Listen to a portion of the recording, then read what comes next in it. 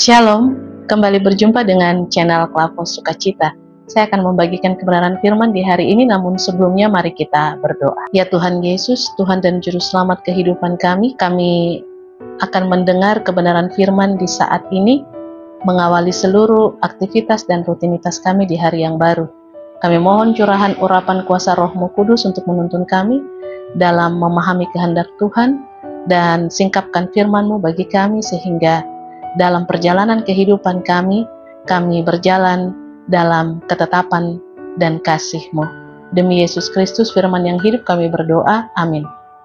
Bacaan firman terbaca di dalam Injil Matius pasal 26, ayat 52 dan ayatnya yang ke-53. Demikian firman Tuhan. Maka kata Yesus kepadanya, "Masukkan pedang itu kembali ke dalam sarungnya, sebab barang siapa menggunakan pedang akan binasa oleh pedang. Atau kau sangka bahwa aku tidak dapat berseru kepada Bapakku supaya ia segera mengirim lebih dari 12 pasukan malaikat membantu aku?" Demikian firman Tuhan. Dikatakan berbahagia adalah setiap kita yang telah membaca, mendengar, merenungkan, serta melakukan firman di dalam kehidupan setiap hari. Pemirsa channel Klavo Sukacita yang diberkati Tuhan, dari bacaan di saat ini, saya memberikan tema rancangan Tuhan, bukan rancangan manusia. Pemirsa channel Klavo Sukacita yang diberkati Tuhan, dari tema yang sudah saya sampaikan, kembali melihat bacaan di saat ini, di mana Yesus akan ditangkap, dan kemudian salah satu dari muridnya, yakni Simon Petrus, kalau kita dapati di dalam Injil Yohanes pasal 18 ayat yang ke-10, akan tertulis secara jelas di situ bahwa salah seorang murid yang mengambil pedang dan lalu kemudian memotong telinga seorang imam yang bernama Maltus adalah Simon Petrus. Dan lalu kemudian dengan sikapnya yang sebagai seorang penolong, sebagai seorang yang membela kebenaran dalam pikirnya, ia sudah melakukan sebuah kebenaran dengan memotong telinga salah seorang yang datang untuk menangkap Yesus.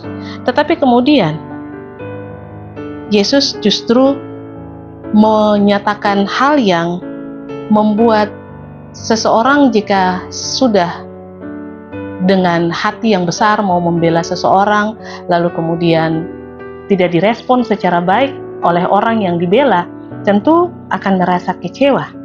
Yesus bilang kepada muridnya Simon Petrus ini, "Masukkan pedang itu kembali ke dalam sarungnya, sebab barang siapa menggunakan pedang akan binasa oleh pedang." Dan lagi Yesus menyampaikan, "Kau sangka aku tidak dapat berseru kepada Bapakku supaya ia segera mengirim lebih dari 12 pasukan malaikat membantu aku?" Segala sesuatu dengan sangat mudah bisa dapat Yesus lakukan, tetapi bukan itu yang harus Yesus jalani di dalam dunia ini. Sebab dia harus melakukan kehendak Bapanya, yakni meminum cawan penderitaan yang harus ia jalani dan harus ia selesaikan. Oleh sebab itu, secara manusia, Simon Petrus merasa bahwa dia sudah melakukan sebuah kebenaran untuk membela. Tetapi itu bukan rancangan Allah bagi dunia untuk manusia. Pemirsa channel Klavo Sukacita yang diberkati Tuhan, seringkali kita berpikir bahwa melakukan hal yang baik atau melakukan hal seturut pikiran kita yang baik itu berkenan di hadapan Tuhan. Tetapi hal itu belum tentu berkenan di hadapan Tuhan. Yang dikehendaki oleh Tuhan adalah melakukan yang berkenan di hadapan Bapa, yang berkenan sesuai dengan kehendak Bapa.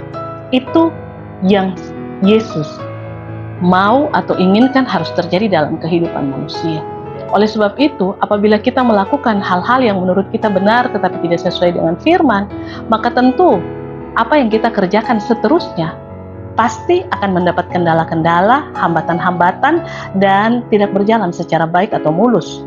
Oleh sebab itu, perlu untuk kita selalu meminta kehendak Bapa untuk terjadi di dalam kehidupan kita, supaya apa saja yang kita mau kerjakan, usahakan, atau sedang kita lakukan, walaupun mungkin kita akan menemui kesukaran, tantangan, masalah, kendala, tetapi pasti akan terlewati semuanya itu, karena kita selalu meminta kehendak Bapa untuk menjadi dasar dalam seluruh perjalanan atau tanggung jawab atau pelayanan kita. Dari kisah di mana Petrus hendak melakukan sebuah aksi pembelaan terhadap Yesus, tetapi itu bukan yang dikehendaki oleh Bapa. Yang dikehendaki oleh Bapa adalah Yesus harus menjalani segala proses ini untuk menebus umat manusia.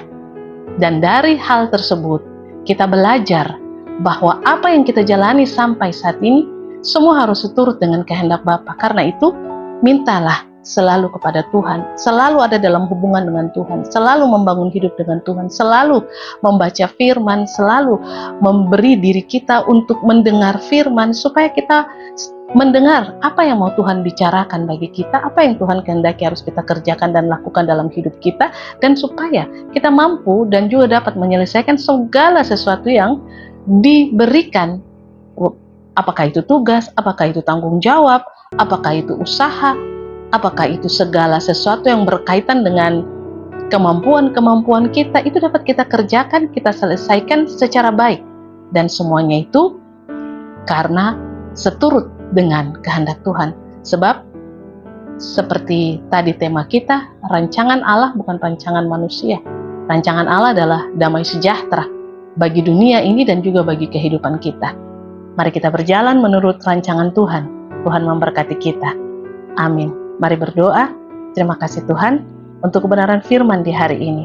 Mengingatkan kepada kami bahwa kami hidup dan melakukan segala sesuatu melalui hidup kami ini itu karena kehendak Tuhan bagi kami. Dan biarlah kami mau selalu berjalan menurut kehendak-Mu ya Bapa, sesuai dengan rencana-Mu ya Tuhan, supaya kami akan melihat hal-hal besar yang terjadi dalam hidup kami itu semua dalam kedaulatan, otoritas, dan di dalam kendali Tuhan.